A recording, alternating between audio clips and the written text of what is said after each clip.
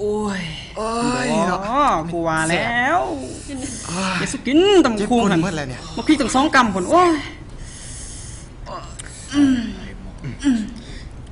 ไปใส่ทานดำไปส่งในอยู่งานหมอลำอยู่ตลาดเช้าเฮามักหมอลำเลือกเกี่ยวลงไปโดยเฮามีแต่เพลงสตริงคือว่าจังสันบรูงแบล็กอายกำลังมาใหม่ตัวนี้เปิดหมอลำให้ฟังแน่ข่อยมีเพลงหมอลำมีแต่เพลงสตริงกันยังวะเดี๋ยวนี้ข่อยฟังแต่เพลงสตริงแบล็กอายแฟนข่อยเองจะฟังหรือบ่ฟังกันแล้วกูบ่มักเพลงสตริงหันหน้ายังว่าฟังหมอลำมึงบ่เข้าใจบ่หมอลำสาวน้องให้หมอลำบ้านเกินเพลงลูกทุ่งหันมีแต่แผ่นแท้หายากซื้อยากแต่ว่าเพลงสตริงนี่ดาวน์โหลดใน YouTube ก็ได้กูบ่สนว่าแผ่นแท้แผ่นปลอมกูฟังหมอลำเว้าคืออมขี่มาเว้าบ่มีก็อยากให้มีโอ้ยนี่เอาทุยบ่แขวหั่นน่ะโอ้ยมึงบ่เข้าใจบ่กูอยากฟังเพลงสาวน้องบอนหรือว่าสาวน้องให้เข้าใจอยู่แต่ว่าเจ้าแซ่ข่อยบีบขี่เป็นน้ำมันบ่โอ้น่ะเด้มึงมักจังได๋ดิว่าหมอลำมึงบ่เข้าใจบ่หมอลำเอาบุญข่าวมึงเอาปืนมาลำกูฟังข่อยดำบ่เป็นบ่เคยดำจักเทื่อ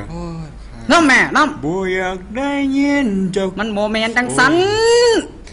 ดำให้ฟังหน่อยติแต่กูสิลำมึงฟังเอาฟังโอ้ยโอ้โอ้โอ้ลับโอ้แต่เปิดมันบ่แม่นจังสันน่ะนะโอ้ยโอ้ยโอ้ยจึงแม่นยะเปิดให้ฟังได้ก็แล้วเปิดให้ฟังตื่นได้ก็แล้วนี่ล่ะอยู่สิแม่ถือใจแน่เปิดเสียงกันนะเปิดเสียงกันนะมันคอยโพดกูฟังบ่คักมาไหนเปิดนี่ได้บ่เปิดกันจังสิล่ะ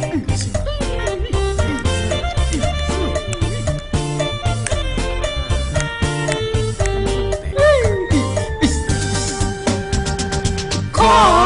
ยจงคอยน้องอยู่น้องบน